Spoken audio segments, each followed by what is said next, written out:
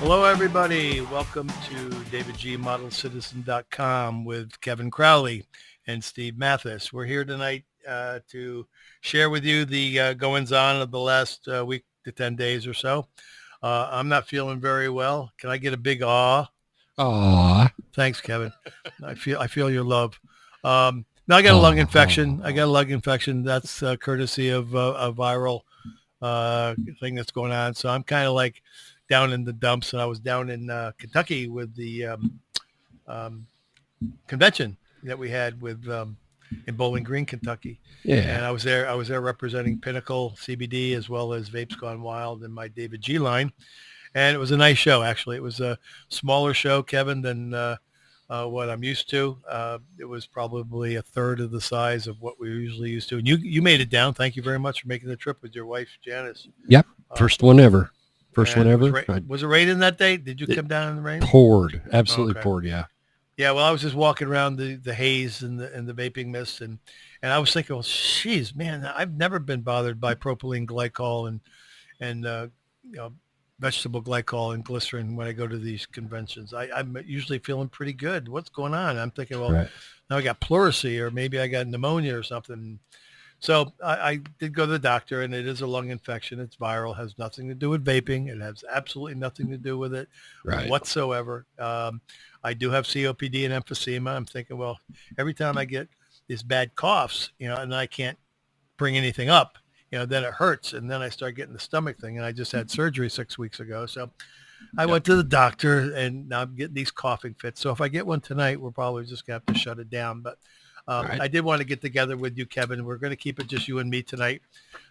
Steve's going to be muted out because he's got some technical things going on. And we got a lot of things to talk about tonight because I'm going to make some announcements that just really relate to you, me, and Steve and Jessica. Jessica's not with us tonight because of the technical issues until we get everything resolved. We don't want to waste anybody's time. Yep. She's our CBD gal. We had a great time in Kentucky. Yes. We had the Pinnacle CBD booth is always a fun place to be. They give out the CBD coffee. They give out the gummy bears. We have all the access to CBD from 150 milligrams on up to 1,250 milligrams. And of course, you have mine, the David G flavored series, which have 5 different flavors for people who have discriminating palates and don't want CBD tinctured into their tongue, under their tongue, tasting like dirt. Now, I got to meet your wife, Kevin, yes. And she did try some of the CBD. She's doing that now, and she likes your, Tropical Paradise. You did mention it. She likes the fruit, kind of a subtle fruit flavor, huh? Yeah. Well, I wanted to. Are you talking about e-liquid, or are you talking about the fruit for CBD? Because there's the two different ones. Your e-liquid. Oh, e-liquid. Okay. Yep. Yeah. Well, the Vapes, e-liquid. VapesGoneWild. Yeah, e-liquid is primarily for the beginning vapor because you can get it in high nicotine content and I'll repeat this again because I mention it every episode. When you quit smoking, you just don't go from smoking a cigarette down to 0, 3, or 6 milligrams of nicotine because you won't be satisfied and you'll fail. Yep. So we offer 12, 18, or 24 milligrams of nicotine for those people who just want to slowly transition over, take the bridge, walk, fill the gaps in with the less stress as possible. Yep. And then we figure that most people who quit smoking don't want to jump into rainbow sherbet right away. So we offered a subtle flavor, which is the Tropical Paradise. But my first two, of course, the most favorite of people is the Dreamland, which is a coffee, kind of a coffee caramel. And it's really, really nice and mellow, and I love it. That's my favorite. And then, of course, the tobacco flavor, because some people do like tobacco. Now, what's your flavor, Dave, Kevin? What? Mine is tobacco. When I did my own survey, I'm like one of I think it was 16% of the world. But I took your Cheating Death, and I like it, and I got it in a brand new. And I'm not trying to plug them on purpose, but the Aspire. Booth, Yeah, they gave us an AIO. Yeah. Janice liked it so much, I went back and bought one, and I'm on 18, so I stuck your 3 in there, and I was like, oh, this ain't bad. So So you stuck my 3 milligrams of Cheating Death yeah, into the Nautilus, yes, sir. and it has an airflow thing. How much did they charge? Did they give you a good deal? I hope. It was $20. It's 20 bucks? Yeah, actually it's a good deal. small. It's pretty small, but I like it. A couple things I wouldn't have done on the engineering side. Of course, Yeah. that's with anything, but I'm really grateful that they are going away from tanks or well, continuing tanks and then going into the device market. Well, you know why? Because that's all we're going to have left in about 24 months. Yeah, pretty much. Especially not after tomorrow. if not tomorrow, but at least Yeah. 18 to 24 months. The shit has really hit the fan this week, Yeah. and I don't want to jump right into it, right off the bat, because it'll set the mood for the rest of the program, and I'm just really, really angry right now. But Yep. more importantly, it was really good to see you. Thanks for making the trip. I, of course, had to do a small advocacy portion with several people who were there, including Kentucky Smoke-Free Association with Keith Hadley, great guy. Yes. And of course, there was Julie Westner from CASA. Yes. And then we had James Jarvis from Ohio State Vaping Association. And we had, of course, Fig Ramsey with his, His hair. his hair. And excuse me. And then there was Greg Troutman talking about the law side of it. So they usually put me in last. So I'm, when they put me in last, they get a lot of the, I don't want to say they're boring speakers, but they're just very non aggressive, and they're just talking. Oh, you forgot Amy Netherton. Oh, from BTA. Yeah. And they're very nice people, but it's very boring stuff. Try to get people to listen to you anyway in a convention where everybody's listening to the music, and at least Rodman wasn't running around naked or streaking or anything, and wasn't acting like a fool. And I love my little brother, Rod. But we're trying to get people to be interested. When we were in, I guess it was Richmond, we couldn't get anybody over to the advocacy stage. Which is typical. Which is why I hate to go to these things for most part. Right. But Rod has to start saying, "Hey, we got free beer, we got free beer, we got free beer, we got free beer." Well, then you start getting people over. And then of course wanted the freaking free beer, and but at least then of course he said, joking. Well, this time we had like 30 people out of a couple. I don't know how many people were there. Wasn't a ton of foot traffic, but there was a game going on at Western Kentucky University, and it was raining. Pardon me. Raining hard. Raining pretty hard. Raining. So they had 7 speakers ahead of me just for a few minutes and talking advocacy, and I usually get to go last because nobody ever seems to want to follow me. I don't know why. Nobody. I guess maybe because I'm a little bit more exciting, and I get loud and I get intense, and I start not having the filter on my mouth, and they're lawyers, and they're business people, and Julie's a lawyer and Greg's a lawyer, and oh, that's right, Julie wasn't she? I forgot about that. Yeah, Julie Westner. So so by the time I get my point is by the time I get to do my spiel, and I always make notes before I do it. What am I going to say? When usually it's the same thing. Then I just say screw it. I throw my notes away and I just shoot from the hip. Yep. And then by the time I get there, 35 minutes has gone by. We're down to 9 people. It's like Wednesday night prayer meeting at the Methodist church. Because you scare them. Yeah, well, I know before I even got there, they all just filtered out before I got there. Yeah. And then if they had heard about me, then everybody just kind of like evaporates, where the hell they go. So then I said, you know what? I'm just going to yell my head off. You did. And you were and loud. I did. Could you hear me? Oh, absolutely. Yeah. So I don't care. And I even said, I'm just going to talk. You guys all look around, look at your wares, get your free shit, try your, different 10,000 flavors of strawberry. So I get a little edgy when I start out these things because I want it to be important and I want people to understand me. And I usually cut it after 7 or 8 minutes, which is why I love doing the show with you, Kevin, because I can speak freely. I can carry the conversation on, whether it's 30 minutes or an hour and a half or 2 hours. I just know that there's something going on that needs to be said. And we are now into our 10th episode. This is what this one is, I believe. Yeah. Awesome. Awesome. Correct me if I'm wrong. But number 10. All the news that you've had this week, I've had this week, and there's really no reason to pussyfoot around. And It's going to be about the FDA tonight. It's not going to be about CBD. It's not going to be about me, the former Winston man. It's not going to be about you, vaping in the news. The news is that we are rearranging chairs on a ship that is going down. Yep. I believed it for the last 2 years anyway, as I've said over and over, and you constantly, Kevin, you keep rerunning all the things that I predicted, and I'm not doing one of these Rush Limbaugh, I'm the best, I know everything, my brain is on loan from God kind of thing. No, I am. You are. I just can tell you, Kevin, that I knew this was going to happen. I told you the script was written, the cast was already chosen. They were going to work out the strategies between big tobacco, the FDA, big pharma, and the anti-tobacco. They know exactly what they're doing. Yeah. And somebody said something today about they can't believe it. And I'm like, why can't you believe it? We've been talking about this, and everybody who's anybody has said the same thing. And if you look at social media today and yesterday, well, I guess today more than ever, if you're not looking at a hand check, or if you're not looking at what are you vaping today? What liquid you're vaping today? Well, who gives a shit? Yep.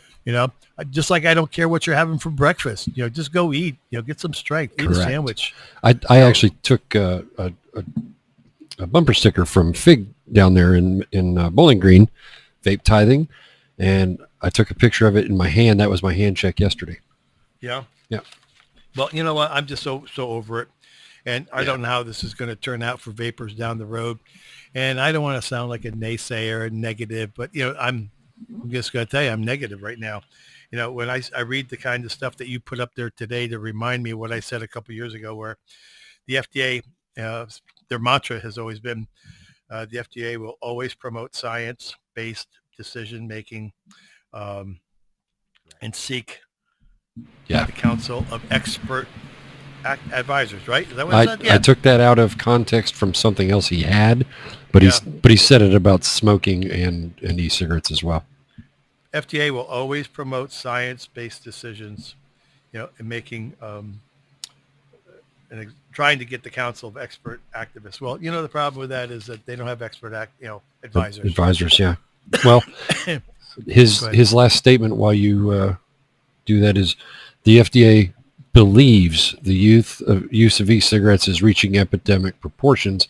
And then he says this belief twice is based on not just results of agency enforcement actions, but sales trends, news coverage, tobacco-free kids, and concerns among kids, parents, and educators. And then he says he has preliminary data that will be finalized and released in the coming months. So he's bullshitting the country, period. Right. And nothing to be said that there's 18 to 20% of middle and high school kids smoking combustible tobacco. No. Never has he mentioned anything about that. So they are the forgotten, 20% of teens. They are the ones that have this. They're the epidemic. And the ad that Correct. I saw on social media where there was a store that had this big, huge nicotine is addictive. It contains nicotine. It's huge, 3 huge letters. And then you look at the 300 ads that are on the door, and then the cases and on the display cases of cigarettes, you can't even read it. And so what's good for the goose isn't good for the gander. Right. That, along with the fact that everybody's worried about the tobacco companies taking over, which they already are. I mean, if they buy Juul, and I got to tell you, it's getting closer and closer and closer. $16 billion is what the net worth is. Are they waiting on 20? No, Maybe. Excuse me. What they're waiting on is they're waiting for the shit to hit the fan with the FDA. The FDA will say that you did not. Well, since Juul, they had a requirement today in his statement. The statement was if Juul does not get the teen vaping eliminated, they're going to ban flavors. That's what it said. Isn't that funny? That's not their job. It's not their job, right? It's exactly. not their freaking job. And all I said was, well, Juul is worth $16 billion, so that could certainly buy a lot of duct tape. If you want to stop the teens from vaping, that's probably the only freaking way you're going to be able to do it is duct tape their mouth. Yeah. But they certainly can afford it if they're sold for 10, 12, 14 billion dollars, which is what the going rate will be. Because then if the tobacco company acquires Juul, they will own 91% of the e-cigarette market worldwide. 91%. And so that's what they're looking for. Once they own it, then they can control it. And once they can control it, they will control Big Pharma and FDA and Right. tobacco. Now, 91% being 91% of the convenience store sales. Yes, exactly. Not And vape online. shops. Wanted to Not clarify. vape shops, because the vape shops will be decimated. Yeah. The vape shops will be decimated. They've got the Exactly. plan already. They've got the platform already. This is the political theater that they are asking us to participate in as cast members of being the boobs, which we are. We are the boobs. Yeah. We are the ones that are disposable and expendable. We are the ones that have laid the groundwork. Not when I say we, I mean the store owners who have put their life savings into this and developed nice brick and most of them. Some are assholes. Some of these store owners should have been shut down a long time ago, as we mentioned many times, which is why we have the Vaping Legion, and we have Matt Elliott, and we have Tristan, and we have the people that are so incensed when they see an ad that's depicting vaping to be associated with food or children or Sure, candy or so. I mean, everybody has their opinions, and they're like orifices. We all have them. We all have nostrils. We all have bum holes. We got them. Yep. But the problem is with the FDA is that this is a planned strategy. I've been saying it all along. I'm not I'm not looking for kudos. I'm not looking for the fact that I say I told you so, but I told you so. I did. And I knew exactly what was going to happen. And I guarantee from my lips to your ears, folks, Juul will sell. Juul is going to be so sick and tired of the nonsense. If they have that kind of pressure on them now in 60 days to stop all the teens from vaping, that's a boatload of shit on your plate. Now that's they can't get teens to stop eating Tide Pods. They cannot get teens to stop binge drinking. They cannot get kids to put on a condom. Hand sanitizer. Oh, geez. I'm just so over it. I'm just telling you that this is the platform that I expected to happen, but I didn't think it was going to happen quite as quickly. But I think the clue came in when they started sending those letters out to big manufacturers. Yeah. And I think that was the precursor for what's coming down the pike, so that by the end of the year, because 2 months from now is going to be end of November, roughly. Yeah. And by then they're going to have their strategies, their plans. They're going to have their core mission. They're going to have what do they call it? Storyboards for how they're going to handle it. Yep.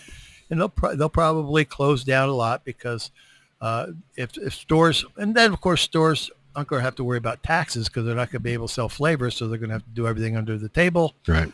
They're going to have to make their liquid, because you can make your own liquid easily anyway. I've never done so, but I bet I could make one tweet and learn how to do it in 5 minutes. Oh, I bet you could do it in 5 minutes, and then you can call it premium liquid and throw a label on it.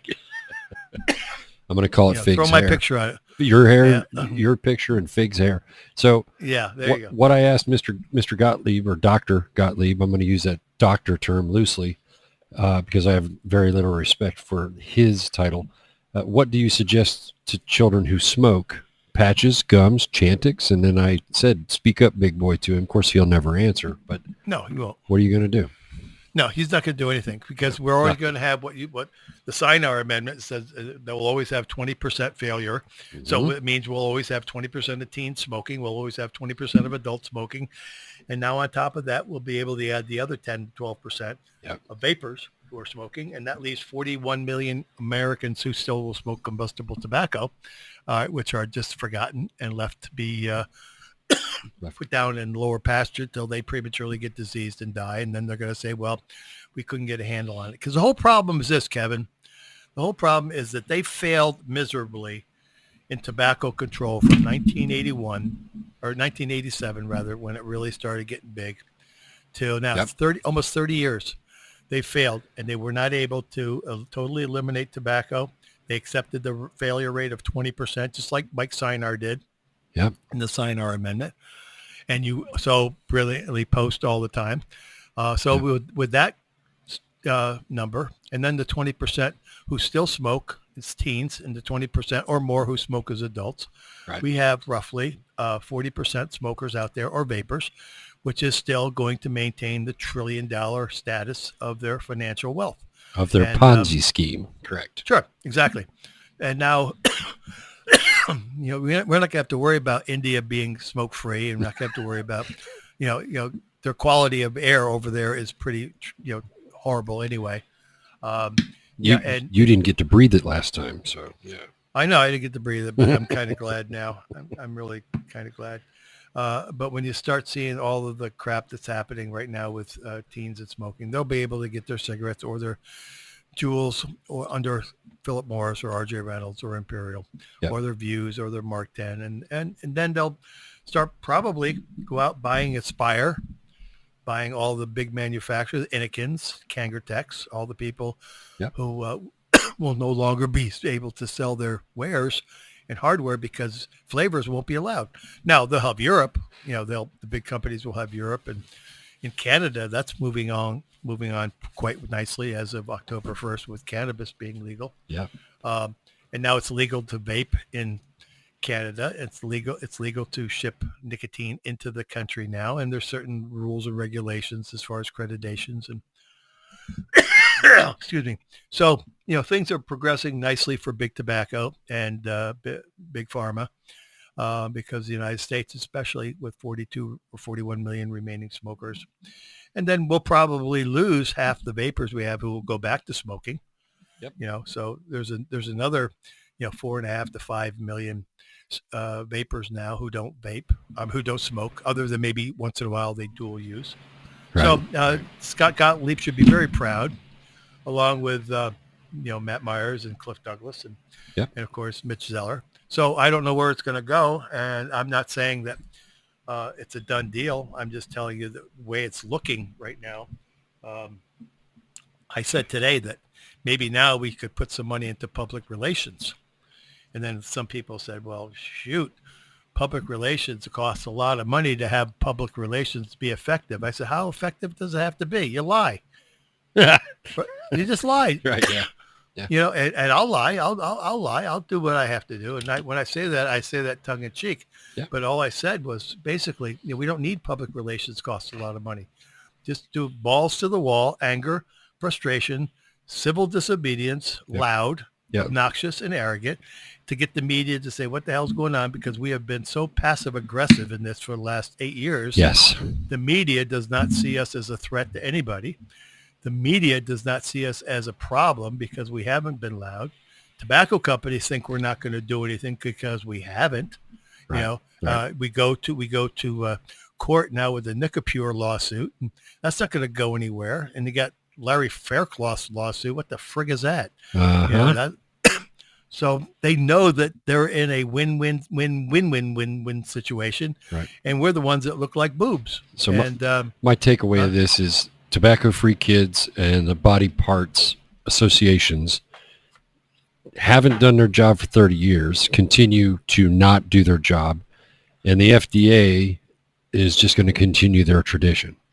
Right. Basic. And I think, a lot of this they'll use on, just like the Democrats and Republicans in this country now with Trump, everybody hating Trump, or a lot of people hating Trump. I don't, but a lot of people do. And, trying to convince a leftist or a liberal that, he's better than what our alternatives were. And they'll never buy it. They'll never, no matter what you lay out there, Donald Trump could give every person in the United States $1 million and they still would hate him for something, because that's what the agenda is. The agenda is to, hate Trump, no matter how good he does. And no matter, I didn't vote for Trump to be my minister or my pastor or my rabbi.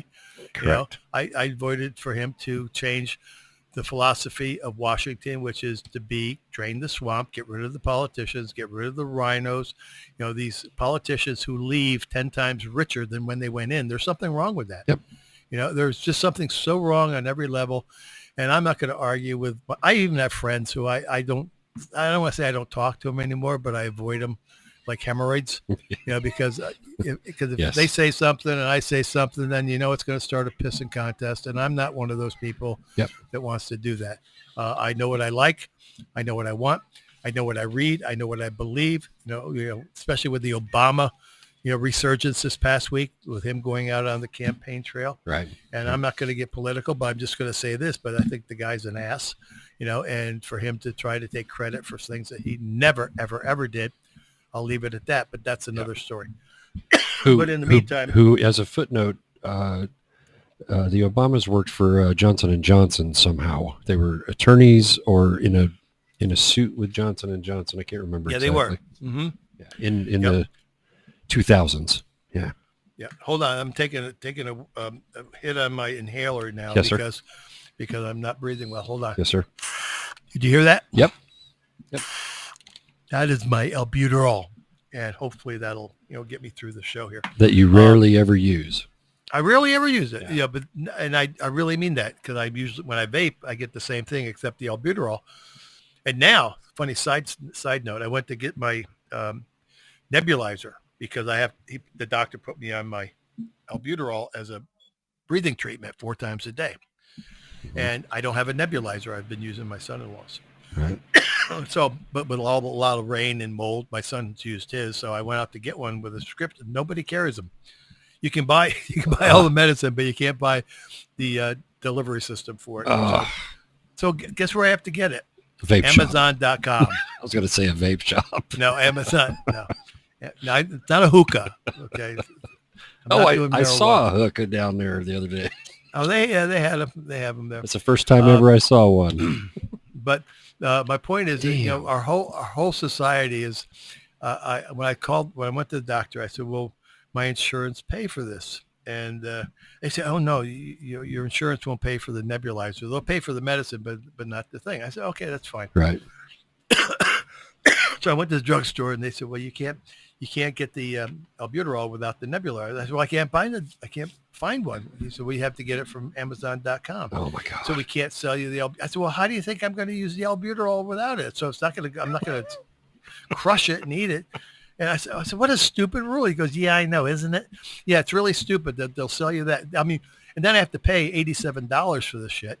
But okay. But could you have gotten a prescription pill for it? Yes. Yeah. Yes, there you go. Yeah, there was a pill. There you go. But then but you can go out and get Narcan for free, and you can go out and get safe injection sites, and you can get free heroin in a safety injection site. So I'm just saying, this whole week has been so screwed up for me to really find any peace of mind. And then you got the hurricane coming in, and I got friends that live in North Carolina. They're on their way up here now because they got to evacuate. Yep. Then there's people who won't evacuate. Now I'm saying, well, if these people, if they don't evacuate and there was a state mandated order to get out of town, do they get arrested? Or what? I don't understand what they... I don't know if it's arrested or if they just don't get saved. I don't know. So if they get in trouble, they won't get first responders to come get them. Right. This is just nuts. And now, of course, this hurricane is Trump's fault, and just like Puerto Rico was Trump's fault. They said, well, we were the only ones that ever helped Puerto Rico, the only country that showed up, and their infrastructure was so screwed up, you couldn't get electricity before the Hurricane Maria hit down there, So I'm just so sick and tired of this poor guy who's a schmuck. He is. He's I wouldn't want him as a grandfather, or I wouldn't want him as a brother, or a spouse.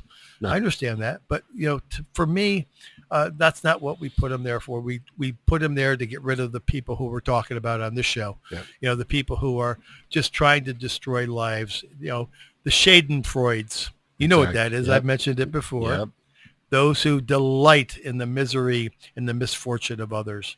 Yeah. And that's our tobacco company, and that's Big Pharma. They just want people miserable and unhappy, so they just keep buying their shit. Yep. So that brings me to the point tonight of where we're going with vaping, where we're going to go with CBD, where we're going to go with, all the things necessary. Because this show is going to continue no matter what, Kevin. This show is going to, this is not something that has to do with strictly vaping. It has to do with rights and the human condition. It is about rights.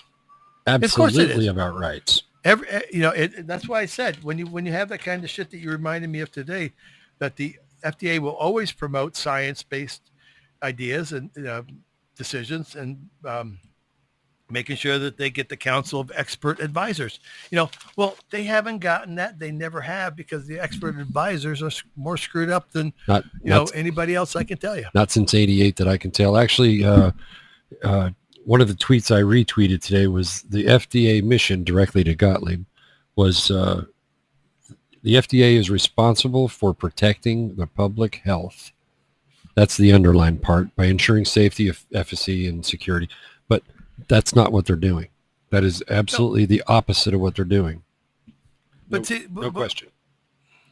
But what do we do when everybody agrees we know, for example, let's just put it in layman's terms. We know that the people on the left who hate Trump are going to make shit up, and no matter what happens, it's Trump's fault. And no matter what, yes, okay, prove to me that he makes mistakes, then we adjust it. He's Right. not perfect. He's a man. I do believe he loves the country. I do believe he's made a ton of money. I do believe that there's, certain people who get to be that wealthy have some sort of, I don't want to say fraudulent and, Entitlement. Entitlement, yeah, they're entitled, and but every politician I've ever talked to is the same way. Dick Blumenthal, Sherrod Brown, Dickie Durbin, they're all entitled. They all feel like their shit don't stink. All these people that are basically out there with the moral indignation that they know better than us. Yeah, okay. yeah. And nobody's going to tell me that they know better than me. I know that what I did to my lungs with COPD and emphysema was my fault. Right. No one put a gun to my head. No one made me smoke. No one made you smoke. No one twisted your arm. No one, put you in a vice. No one did waterboarding on you. So at what point do we say, hey, we take the responsibility? I really have. Right. I also worked my ass off my whole life to pay for my own insurance. I paid every month for insurance. I didn't get any free rides. I didn't get any free welfare. I didn't get any free gifts. Yep. I worked, and when I couldn't work, my wife had to go to work. And then when she was done, I go. So I'm not entitled. I have no entitlement personality traits whatsoever. Everything I have, I earned, I worked for. It's not a lot, but what I have is mine. I do owe some people some money, as far as creditors Sure. and things like that.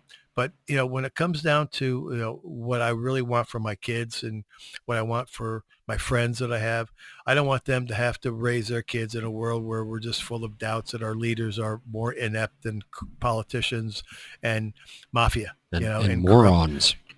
And morons and corruption at every turn. Yeah. And we've had it for years. This is not new. Okay. We had it a long time ago with Kennedy, and I'm not even talking about the sex scandals with Marilyn Monroe and right. John F. Kennedy and there just was no social media. No, we just hear about everybody's bowel movement the day that they have it. And I don't really care. We only heard when I was just a pup what was being told. And now we can figure it out. And to interrupt you completely off subject, the network I have with 11,000 alleged followers, probably 5,000 that are real, are huge to me. If I have any study I don't understand, I'm in secret groups on Facebook. I got private emails on Twitter, and all I got to do is go, somebody explain this to me in my terms so I understand it. Am I right or wrong? And is it truthful? And if it's truthful, then I know, Right. So, yeah. Well, everything I've ever said, I've tried to be truthful. I'm sure I've made some assumptions on things that maybe I heard, and then I remembered and I recalled it 2 years later, and it may not have been totally accurate. Yep. I take that as possibility, but with what I've been doing, and me, Kevin, you see me for what I am. It's all splayed out there. My daughter does embalming, so people are just splayed out in front of her, and there's just nothing left to the imagination. So that's me. Yep. Everybody knows how I feel about things, but the sad thing about what you remind me all the time, as you should, is that there's a certain amount of respect that I was hoping to get based on the kind of truism and the kind of life that I've led to try to get the truth out. And you're one of the few people that has backed me on this. And I was hoping that we'd get more, but I think they're just too busy. They're just too greedy. Fear always outweighs, greed always outweighs fear. Correct. And I have been trying to find the right distributor outlets, and it's proven to be more difficult than I imagined. I thought that if I had some e-liquid lines that was going to be for the converting of smokers to vaping, that people would jump all over it, especially if they tried it and they saw it had quality to it and it could be replicated. And excuse me, it was affordable and it was manufactured in a clean ISO lab. Yep. If it was marketed properly with no childlike, gateway infringements and marketing tactics. And if it was just me, this is what I did. Right. Your face. I can't find a distributor. I can't find somebody that is willing to take it on because, now I'm not indicting anybody.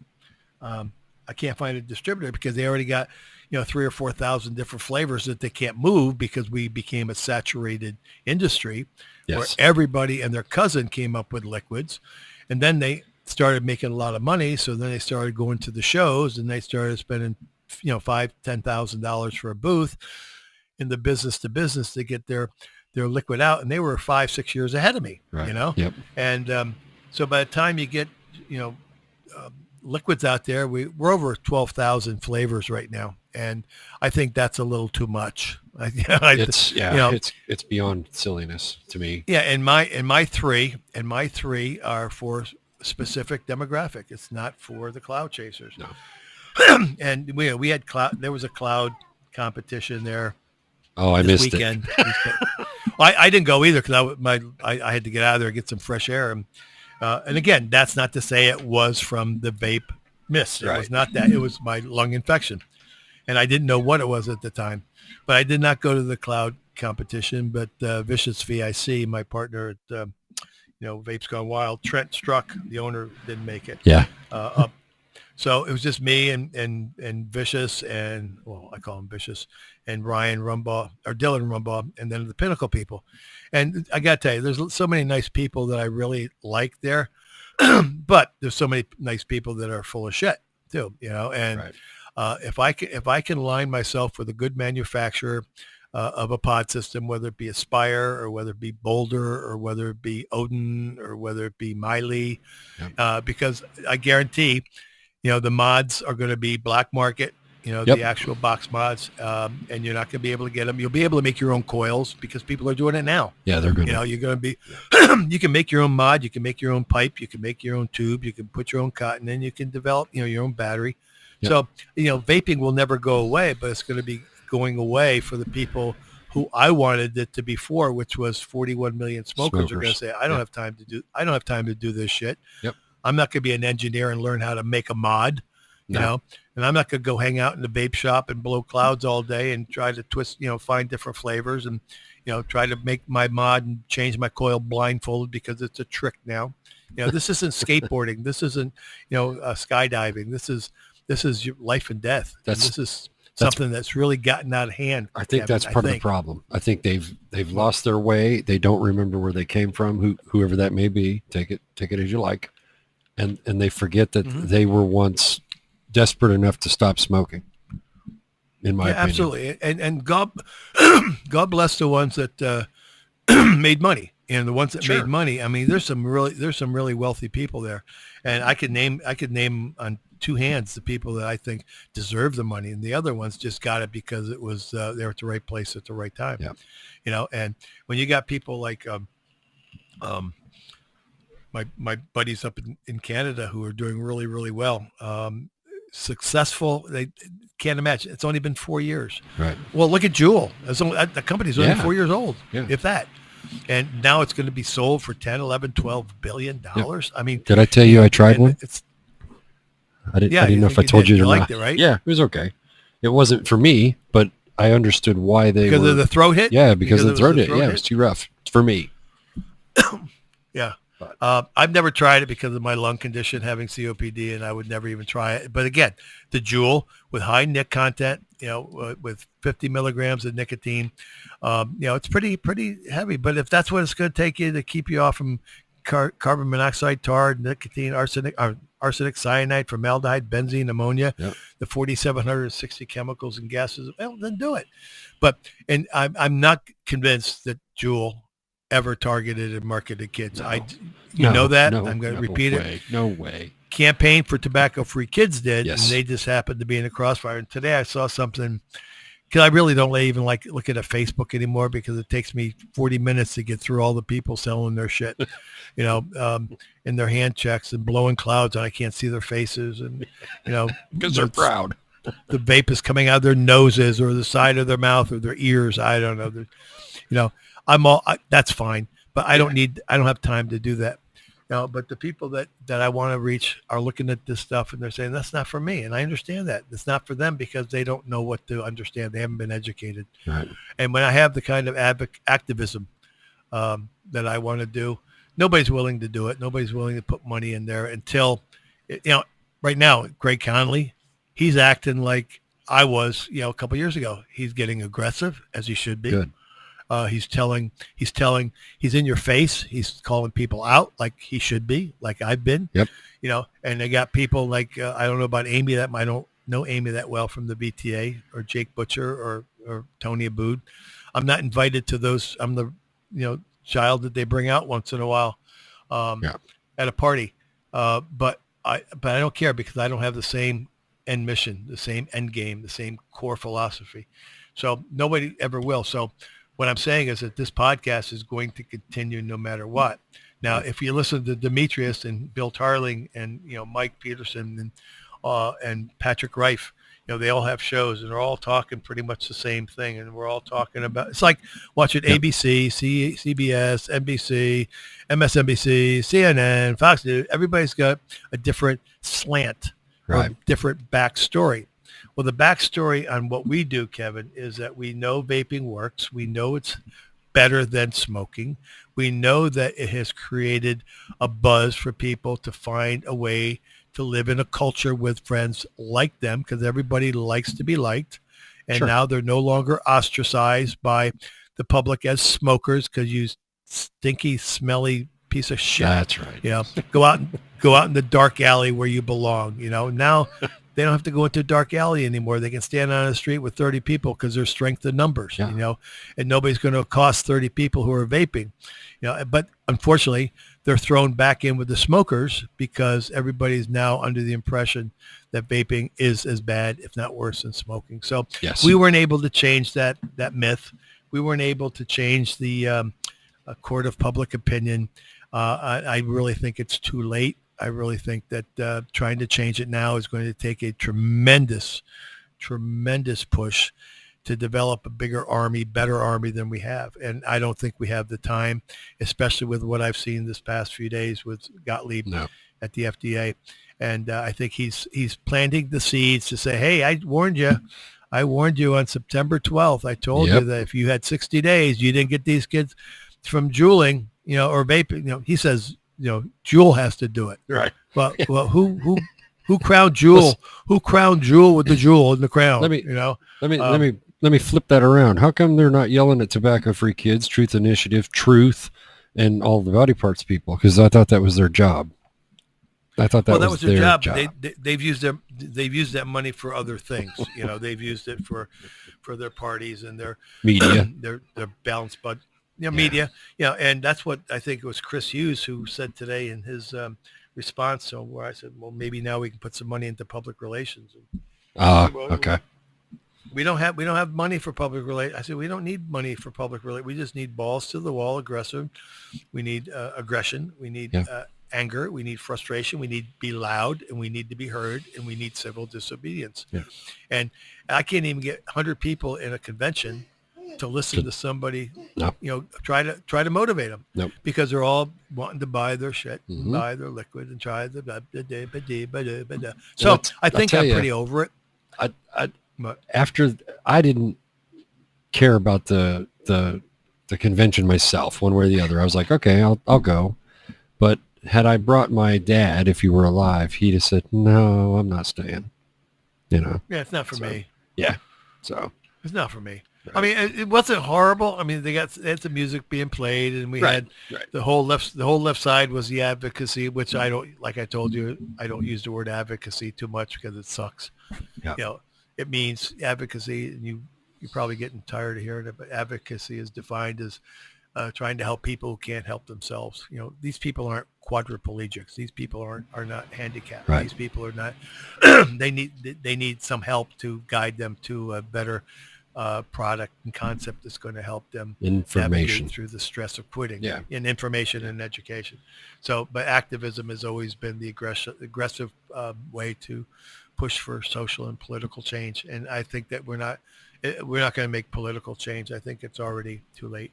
I don't think it's going to reach any farm bills anymore, and we're not going to have any national acceptance of vaping, but No. we will have national acceptance of continued tobacco use, and we'll lose half of our vapors back to smoking because they just won't get the flavors that they want unless they can backdoor it somewhere and develop their own flavor. Because you can buy flavor packets now. You can buy Right. flavor packets online. You can go buy your propylene glycol. You get your nicotine anywhere. Yep. You know, you can get your levels of nicotine anywhere you want. So you're going to see a lot more disasters because people are going to be putting too much nicotine in, and kids are going to get a handle on it, you know, because they're going to be doing it in their garage or in their basement, in their Yep. family room or around there.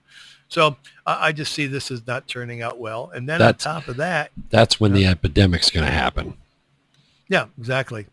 Exactly. And then you're going to see, you know, kids overdosing on nicotine because they didn't do it right. Nobody checked it. No one had batch numbers to find it. Where'd you get it? Where'd you find it? Who'd you steal it from? Excuse me. And they're not going to be able to track it. So I think they just created a monster. I think there's a beast here. The devil's in the details. And, you know, this podcast, as I said, will continue as David G, modelcitizen.com. Not that it has any merits for people to listen to other than wanting to be educated as to what the outcome will be with vaping in the next 18 months to 24 months. And I don't think it's going to be good. Nope. I really don't. Not now. And if you think it's different and that you think I'm wrong or people think I'm wrong, even the other 9 podcasts we've had, we haven't had a lot of responses from people because I think what I tell people is pretty logical. So how could you really argue it? It's accurate. Well, I think it's accurate. Yeah, it is. I believe it to be accurate with all my heart. Yep. You know, and I certainly have you to fact check it for me and correct me if I'm wrong. But I don't see this turning out well for today, 41 million smokers. Today actually felt worse than August 8th, 2016 to me. Well, if you know anything about the people that I worked with for all these years, I know them. I know how they think. I think I know how they think. And I think what they've done is they just drawn the line in the sand, you know, and, you know, don't step over it because we'll bury you because we've warned you and you didn't behave. But yes, we did. I mean, I don't think what, you know, Mama San did with the Gram Slam pictures. I don't think that was horrible. I think it was not necessary. I don't think we need that kind of advertising, especially when we were warned not to do it. Yep. But then there's people within our own industry that did it, which is what really pissed a lot of our, you know, so-called leaders. You know, it pissed them off because they just became the same demagogues as people who are telling us what to do. So I think we mishandled a lot of things, and I think our trade industry also mishandled a lot of it. They even think so. They'll tell me privately, you know, that we screwed up really bad, you know, and that's why this show is going to go on Vape Radio as well. We're going to air all of our episodes on Vape Radio because I just couldn't take the time to do a 30-minute show with Vape Radio and, you know, talk to the same people who I have to round up when I want to do an advocacy program, you know, at one of these conventions. So I just see that we need to continue to talk about it. We need to bring this live, create some controversy, which I think we will, because I'm just going to get even more and more loud and more vocal and name names. And, you know, and but the media is not going to care because the media is nothing more than a bunch of pasters and cutters who are paid with paid press releases to print what they wanted them to print. So I didn't know that. I really didn't know that. You didn't know that? I did 5 years ago. I was so blind to so many things. And when I opened my eyes, I read your blog, like I've said, and I was like, holy crap. And then I've actually read a kratom thing a couple weeks ago. If you'd have taken out the word kratom and put in e-cigarette, it was the same freaking article. It's the exact same propaganda. Exactly. Yeah. Well, that's all it is. Yeah. You know, we all know that the tobacco companies are going to control vaping. At least I know it. Yeah. Once they decimate vaping, all right, it's going to come back, but not as vaping. Right. Or tobacco. It's going to come back something totally different. that's already written. That's already, strategized. Medicinal, It's gonna come back. probably. Medicinal. I believe. Yeah, they may call it something. They may call it therapeutic. They may call it, safer than. Especially now that you got the $1 billion coming in from Philip Morris International for the Yeah. Foundation for a Smoke-Free World. I don't know where that's going. I really don't. Right. I do know that I need a documentary about what we talk about every week, but I need it done well with our guys in production that I know I could do a little mini documentary. Yeah. We got people who want to sponsor that, and I think I should go for it with you guys. Awesome. I think we could do it. Matter of fact, I know we can do it. It doesn't have to be lengthy. It doesn't have to take a year to do. I get enough of following globally that I can get some media attention for it. And I think if we just start naming names and calling people out, and but we have to do it like timing is everything, Kevin. Of course. You can't do it when we have the hurricane happening this weekend. No.